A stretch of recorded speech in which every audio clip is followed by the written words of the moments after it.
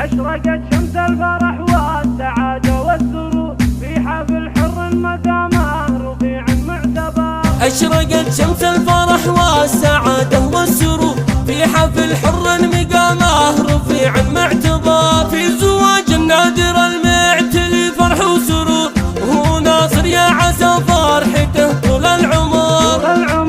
ألف مبروك ألف مبروك في فرحك والليال، يا وريث أهل المواجب وافينا الشباب. وانت يا عبد الله شبلي من ذيك الأسود، صامل الوقفات فوق الثريا لك مقار. باسم ربعي كلهم من حضر منهم ينوب، الحرب سجل التاريخ ذكره معتبر.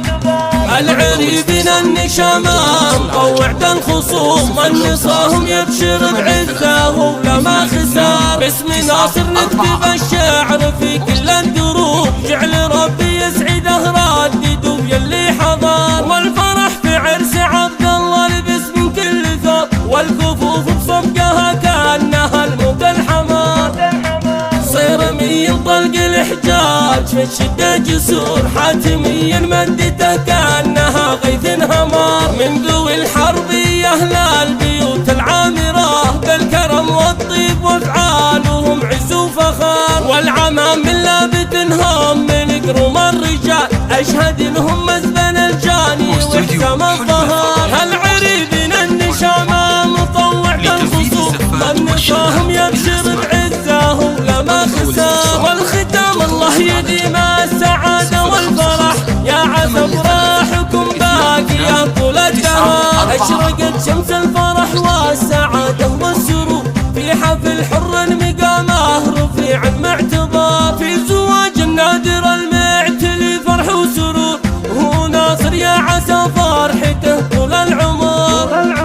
ألف مبروك ألف مبروك في فرحك والليال، يا وريث أهل المواجب وافينا الشباب. وانت يا عبد الله شبلي من ذيك الأسود، صامل الوقفات فوق الثريا لك مقار. باسم ربعي كلهم من حضر منهم ينوب، الحرب سجل التاريخ ذكره معتبر.